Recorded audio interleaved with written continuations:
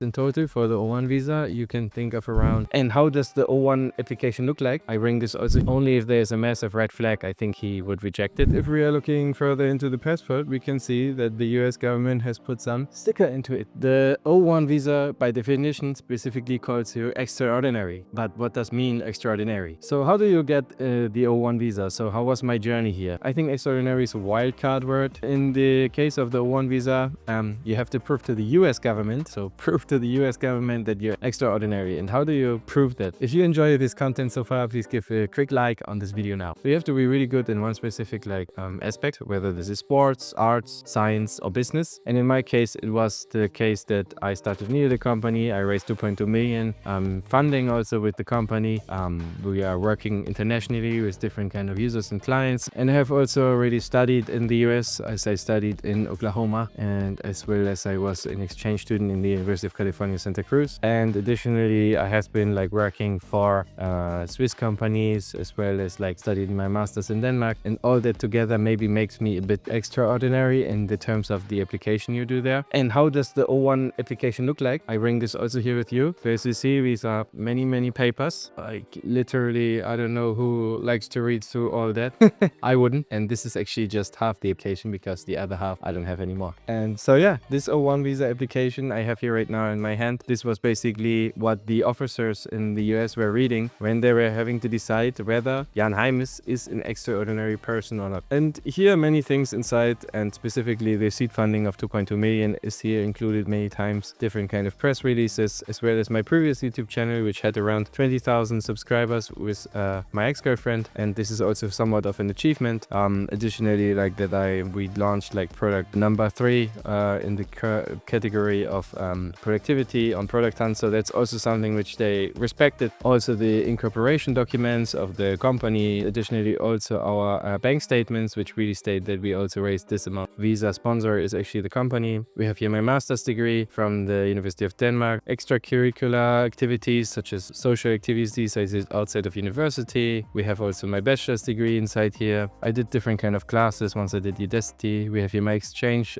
semester in Oklahoma. My grades here from that exchange to University of Madrid. Climber, we start up. Oh, we have our traction and many more things. Many things I wouldn't want to necessarily read all of this in detail, and I'm happy somebody else did and I didn't have to do. But it basically you try to convince the officer, which is the officer within the US, this person who applies for the O1 is an extraordinary person, so a person with extraordinary abilities, because the O1 visa is a visa which the US government gives. I mean, they do things not to just do them for fun, right? They do them because they also have an interest, and they want you as a very qualified person do business within the US, because then you have the economy of the US itself again, and you create maybe new work positions, you create new jobs. I think OUS gives around 10,000 of these visas per year to different kind of people, so it's relatively not so common. But also many startup founders that intend to also start a US business apply for the O1 visa and get the O1 visa. And this is specifically also very interesting because currently the H-1B visa, maybe you have seen it in the news, got really much more expensive, and hence I thought first maybe the O1 visa is also affected by that, but it's not affected by that because it's kind of a different category of visa. But also the process to get it is relatively brutal, I would say. So in our case, one of our investors connected us with one specific lawyer they already worked with together in the past and made positive experiences. So as you know, many times in business is made because of word of mouth. So this is a really clear use case of word of mouth. In this case, so we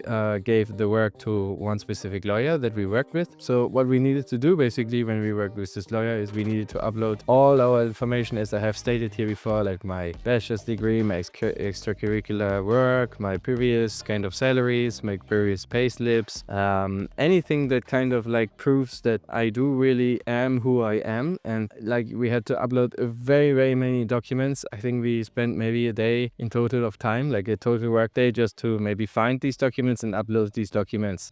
Specifically some of these documents, like my bachelor's degree. I have a new laptop now. I didn't have any more on my laptop. The lawyer files your application, arranges everything for you. Now in my case, what happened then is they advised us to use the premium. You can pay for the O1 visa. I think it was $2,000. And if you pay that, then your process with the US government is faster. So we also did that. I think it's $1,000, so $2,000 2000. We applied for the O-1 visa and we heard back after we applied, I think 2 months or 3 months. I think 3 months we heard back. So 3 months after the application, we heard back from US government about the O-1 visa. And then my O-1 visa was approved. And then I got this kind of approval notice that O-1 visa has been approved. And basically what happened is inside the year, some kind of officer said, yes, Jan is kind of extraordinary and he is good enough to get the O-1 visa. And so I got it. But that doesn't mean necessarily I have it now. So I have shown you before my passport and I showed you the picture inside this passport. So I didn't have the O-1 visa yet for real. I was just like having it approved in the system. Still, I needed to go to the US embassy. And so what happens there in the US embassy is actually very strict regarding this. You have to, you are not allowed to bring any backpack. You're not allowed to bring cell phone. Basically, you just come with yourself and your passport. I think that's all I had. You make an appointment to the US embassy. In my case, I did the appointment to US embassy in Berlin. It's in the Clay Street 70. What happens in the US embassy is, first of all, they check you. Do you have an appointment? Yes, I have an appointment. Then you go inside and it's a bit like in an airport control. You also kind of get controlled. And you also have to bring pictures of yourself, like passport pictures. One person in the entrance and she says, okay. Then you walk inside and there are 3 different shelters. In the first shelter, you are basically saying, I have an appointment and here's my picture. And then the second one, you talk with another guy. He does fingerprints of you. And in the third one, and I think the third one is the most important one, he's kind of making kind of some extra questions, asking you some questions. Who are you? I see your application here on the screen. So he's sitting behind the screen. He probably sees right now my application and he says, okay, you are Jan.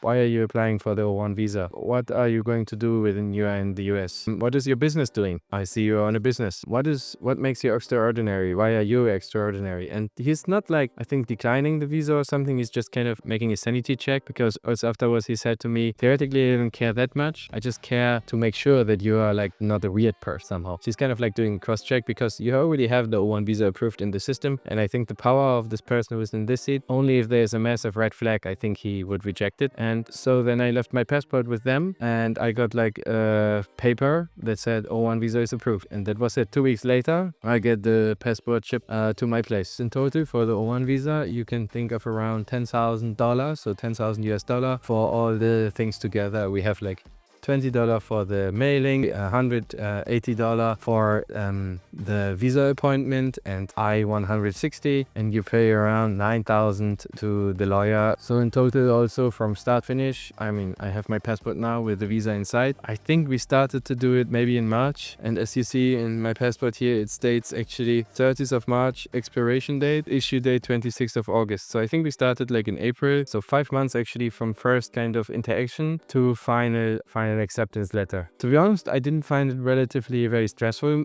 process. We have also worked mainly with the lawyer, and the lawyer I felt like took most of the work from them. I just needed to provide this kind of information. Once in a while I had like a call with them to get like a status update and understand how they are doing. But besides that, I didn't have to do much. I also paid them $9,000, so kind of like also their job, I guess. Did you ever apply for a visa and how did this go? Let me know down in the comments. And if you have any questions regarding the O-1 visa, please let me know. Happy to answer any of your questions. If you feel you are not extraordinary enough, don't worry, I did neither until I tried to just apply for the O-1 visa. And don't forget to subscribe to my channel, give a like, and see you next week. Bye.